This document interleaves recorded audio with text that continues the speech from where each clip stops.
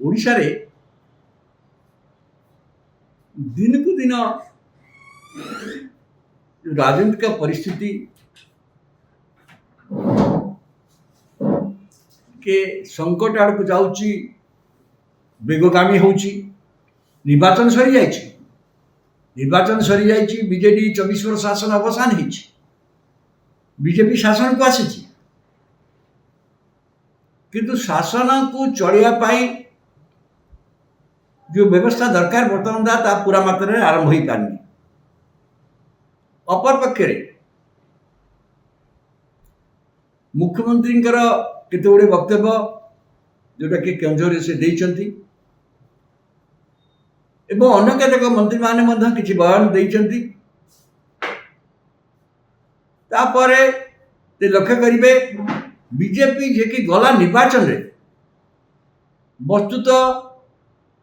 BJP सहित लड़ी पारला नहीं, लड़िला नहीं, कौन सी राजनीतिक प्रसंग आईला नहीं, जो लोक मैंने लोकसभा भोट देले आदौ देले। विधानसभा केवल भल कम किसी कर जनहित कार्य से बल किसी आसन पारी विधानसभा 51 विधानसभा आसन दखल कर शक्तिशाली विरोधी दल।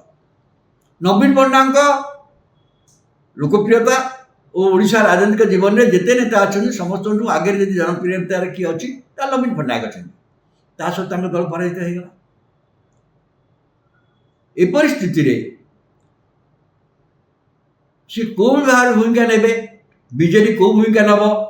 ता नहीं लोक भर सन्देह था। बीजेडी कौन कर बीजेडी जो भूमिका निर्वाचन बेले नहीं निर्वाचन पूर्व नहीं बीजेपी सहित रही बीजेपी केन्द्र में समर्थन करी सब प्रकार सहयोग हाथ बढ़े मेट हाथ बढ़े से पराजित है। बर्तमान विरोधी दल भाव में ये कौन करेंगे निजे नवीन पट्टनायक विरोधी दल नेता है एवं दलर सुप्रीमो सी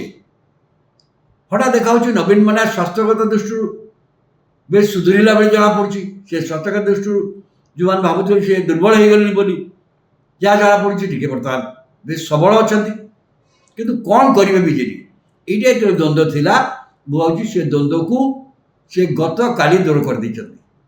जे बीजेपी बीजेडी एणिकी गोटे विरोधी दलर भूमिका नब कारण से देखिले मुख्यमंत्री तांकर सहयोग चाहूना बोर मुख्यमंत्री गत सरकार जो अपकर्म होली भावुं से विरुद्ध कार्यानुष्ठान करने प्रस्तुत है से मर्मर कथा कहते एपरिक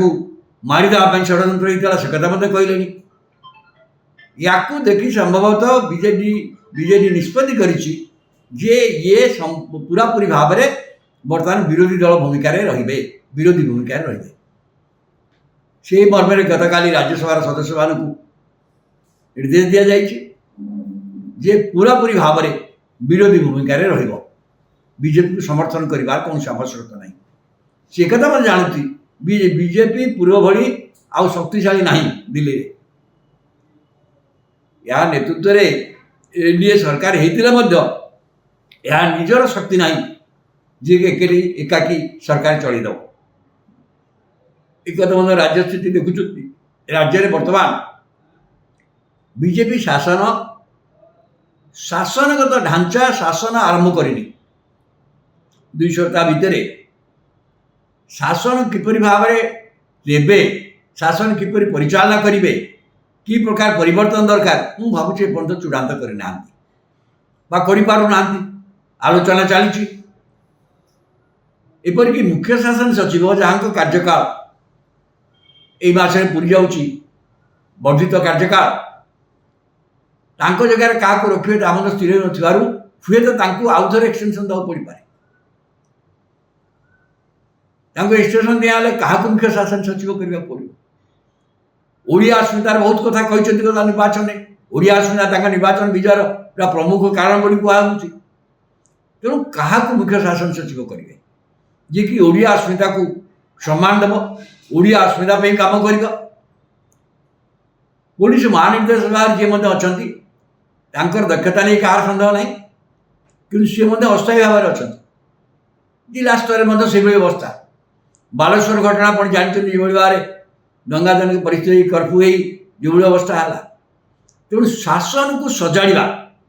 नुआ सरकार तापे गोटा प्रथम प्राथमिकता कार्यक्रम जो संकल्प देते तो कार्यकारी करेंगे से पर्यायक्रम हूँ करपारती किंतु जे राज्य में गोटा विकल्प शासन है एवं शासन अनुसार राज्यवासी प्रस्तुत होगा पड़ो ये वार्ता बर्तमान दे पार केवल मौखिक भाव दिया कार्य क्षेत्र में पर्यटन किसी यही समय बीजेडी पूरा पूरी विरोधी दल भूमिका नवा प्रस्तुत हो जाए भावुची आगामी किसी दिन भितर ओडिशा राजनीति बेस सरगरम ही हम जो बीजेडी नीट घटना किसी कहून बालेश्वर घटना किसी कहून एवं बर्तमान भावुं से घटना से कहवा आरंभ करेंगे कहवा आरंभ कर पार्लियामेंट मध्य प्रसंग उठेबे अन्य विरोधी दल साथी देवे जदिव लोकसभा कई सदस्य ना कि राज्यसभा जो 9 जन जाक अच्छा सी विरोधी दल मान सहित मिसिक काम करेंगे माने इंडिया ब्लॉक सहित मिसिक काम करेंगे यह राज्य में नुआ धरण विरोधी शक्ति की जन्म दे पारे कारण ये कांग्रेस 14 जन अच्छा विधायक जदिव कांग्रेस को नष्ट करने बीजेडी प्रमुख भूमिका राज्य में नहीं निर्वाचन पूर्व नहीं किंतु एबे